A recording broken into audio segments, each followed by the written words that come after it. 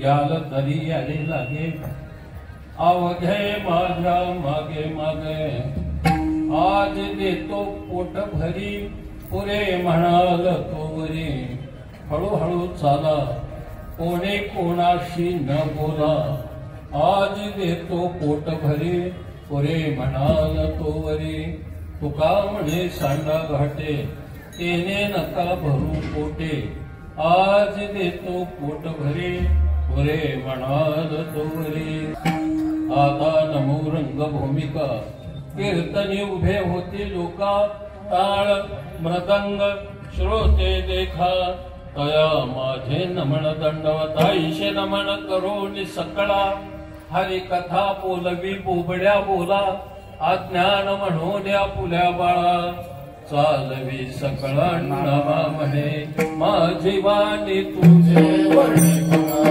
माझी वाणी तुझे वणी माझी वाणी तुझे वणी माझी वाणी तुझे वणी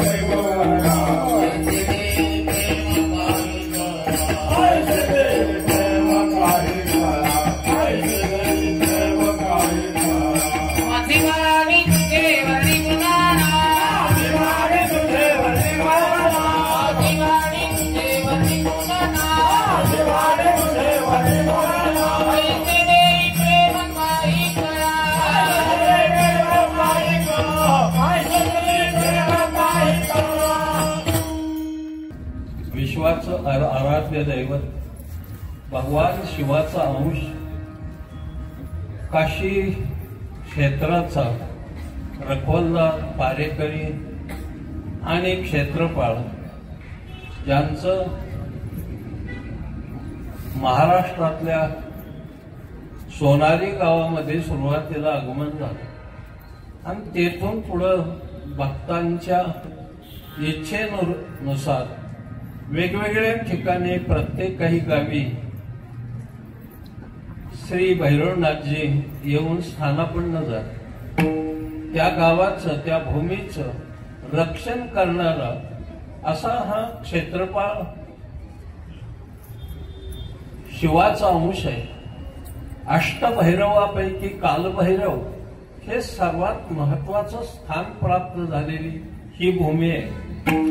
हे दैवत किती उंचीच आहे, किती अधिकाराचं आहे, किती ऊर्जा आहे याच्यामध्ये, या दैवतामध्ये ते आपल्याला पाहायला मिळेल। एखाद्याला संतान होत नसेल, कुशाल जोडीने यावं, पाया पडावं, नारळ ठेवावं आमच्या भैरवनाथाच्या समोर आणि साष्टांग दंडवत घालावं आणि श्रद्धेने शरण जातात। वर्षाच्या आत नाही आवळी जावळी झाली तर धंदा सोडून देईल। एका वर्षात अशी 6 वेळा होत्या,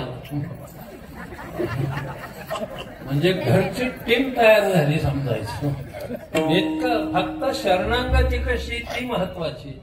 म्हणून भैरवनाथ हे काल आपण जन्म साजरा केला अष्टमीचा।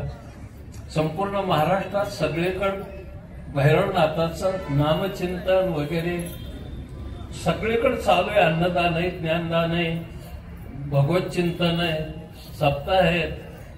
आपणही सालाबाद प्रमाणे हा उपक्रम साजरा करताय आणि प्रत्येकाला इच्छा असते की नवीन कोणाला तरी बोलावं, ऐकावं त्याचं आणि ऐकलं पाहिजे। का नाही ऐकलं पाहिजे? ज्याच्याकडे ज्ञान आहे त्याचं ज्ञान ऐकलंच पाहिजे। म्हणून सर्व माझ्या बांधवांच्या पायावर लोटांगण घालतो, माय मावल्यांच्याही पायावर लोटांगण घालतो। तुम्ही सप्तेची शान राखली म्हणजे तुम्ही जर इतक्या संख्येने नसता आला तर मांडव मोकार झाला असता।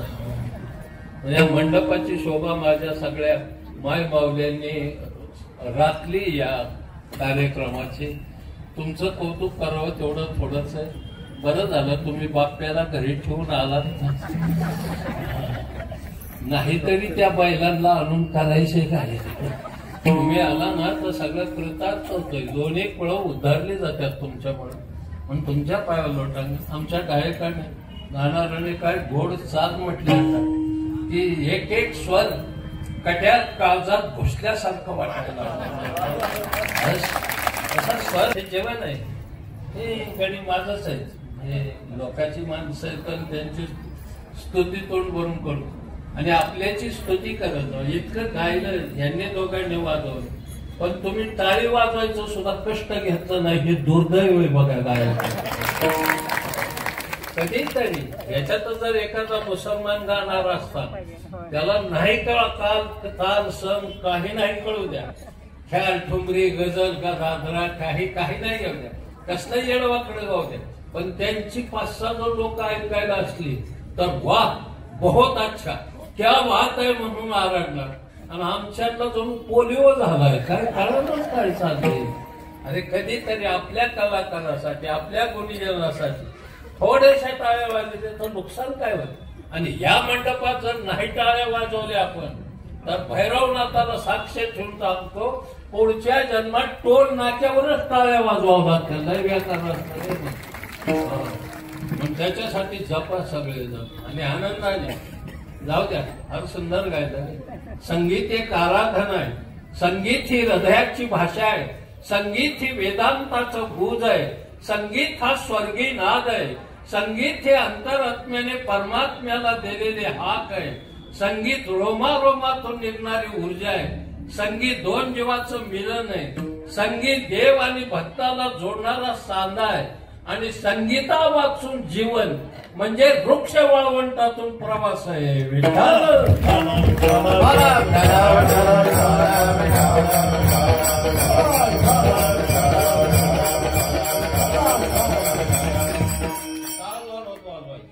घोळा वाजती टाळ म्हणायचं नाही हाणायचं.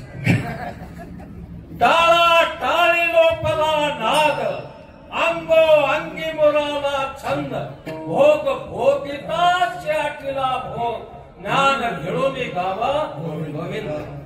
वारकऱ्यांचं टाळ आहे ती काय नारायणगावच आहेत का. उगवली शुक्राची चांदणी छोनो छोनो करून खणखणाट पाहिजे नुसतं अतिशय. कसं चोपदार हसतोय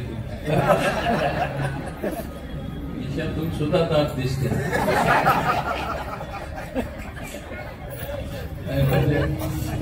दिवसाला 10-5 मिनिटं खळखळून हसत जा. हसल्याने ब्लड प्रेशर वाढत नाही, अटॅक येत नाही, शुगर वाढत नाही, तर टेन्शन संपून जात. पण खळखळून हसायचं. काही माणसं हसतच नाहीत आयुष्य गंभीर असतात दांडारल्यासारखी. तुझ्यावर का नोकरी मोह पडला त्याला आला. अरे या जगण्यावर या जन्मावर शतधा प्रेम करावे कशाने कमीने म्हटले. आनंदी राहायला शिका. स्वर्ग मोक्ष नंतर बघू. इतक्या लवकर नका काय करू तिकडे जायचं. ते मिळणारच आहे काय नाही. स्वर्गातही कुठं पाहिल्यासारखं वातावरण राहिले. आता पहिलं होतं स्वर्गात चिंतामणीच्या सारखा कामधेनूची खेळणार कल्पतरूच्या बागा रंभा उर्वशी मेनका चौफुला नटरंग दंगल बाहुबली पुष्पा गौतमी हे सगळं स्वर्गात होतं पहिलं. आता काही राहिलं नाही. मध्ये मी 6 महिन्यात तिथंच होतो कटाळून खाली. हा जो आनंद आहे ना हा स्वर्गात सुद्धा नाही. माई बाप हा सुख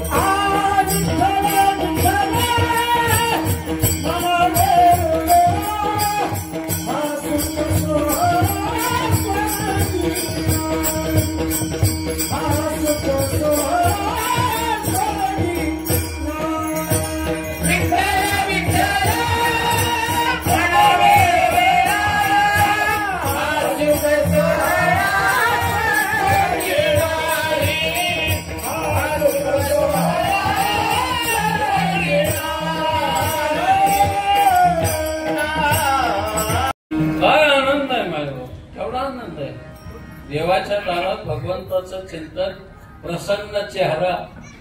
काय कीर्तनाला आलं म्हणजे चेहरा पाडून यायचं असतं का?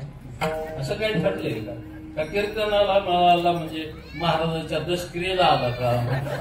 काय खळखळून असायचं, मजेत राहायचं. टेन्शन विरहित राहून मग कीर्तनाचा आनंद येतो. आनंद आहे. इथं सगळं काय दुःख आहे का? आनंदाच्या डोही आनंद काय कमी. म्हणून फार सुंदर गायलं आमच्याकडे दोघांनी. आमची पेटी मास्टर जुने लय थकलं. अजून सुद्धा अप्पासाहेब जळगावकरांसारखं दिसते. अप्पासाहेब जळगावकर म्हणजे हार्मोनियम वादक, जागतिक कीर्तीचा मुलगा. भरतनाट्य मंदिर अशा जागा आहेत. पंडित रविशंकरला, त्याला भीमचंद जोशीला, जितेंद्र अभिषेकीला साथ करायला असेल. मोठी माणसं. त्याच्या सानिध्याची वाढलेले गडी. दोन्ही मृदंगाचे आले. दोघांनाही लाख लाख शुभेच्छा. मेलेले जनावरच चमडं ठोकताय तुम्ही. वादी शायकोड दुमपूड हे मेलेल्या जनावरांचे कातड आहे. तरीही परमार्थाला पोषक बोन काढते. हे जित्या जनावरांना सांगावं लागतं. हे दुर्दैव आहे आमच्या माय. दोघांना धन्यवाद. साऊंड सर्व्हिस सुंदर आहे.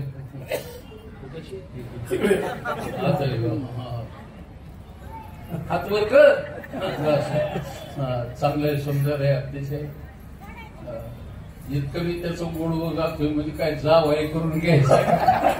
2 तासापुरतं आपलं चांगलं राहावं, व्यवस्थित चालवा म्हणून गुण घ्यायचं असतं. काय असतं मोठं चौकदार अंगा माय उठतो. चौकदाराला नाही ऐकले त्या लाईन आत बस. 50% आरक्षण दिले पण नाहीच अजून काय भागा ना. आता नवीन एखादं सरकार आलं युगेपीचं तर 70-80% आरक्षण स्त्रियांना पाहिजे. कुणी सरपंच, कुणी पंचायत समितीला, कुणी झेडपीला, कुणी विधान परिषदेवर, कुणी विधानसभेवर, कुणी राज्यसभेवर, कुणी लोकसभेवर, कुणी अध्यक्ष, कुणी उपाध्यक्ष, कुणी राष्ट्रपती, कुणी पंतप्रधान. सगळ्या बायाच होत्या. आणि सगळं बाप्य घरी. गंगाराम झाल्या का भाकरी? शामराव पोरं धुतली का? रामराव फोडणी दिली का? त्याच्या आधी मेलेलं बरं. गड्याचं सावधान. काळ बदलायला लागणार रे आता सगळं. इकडून ये माय. चल पुढं चल. पुढं हो.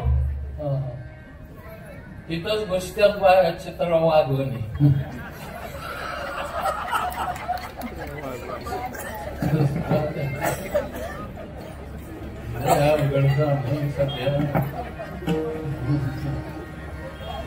सर्वांच्या पायावर डोकं टेकवून तुमका थेकड मला हरकत नाही.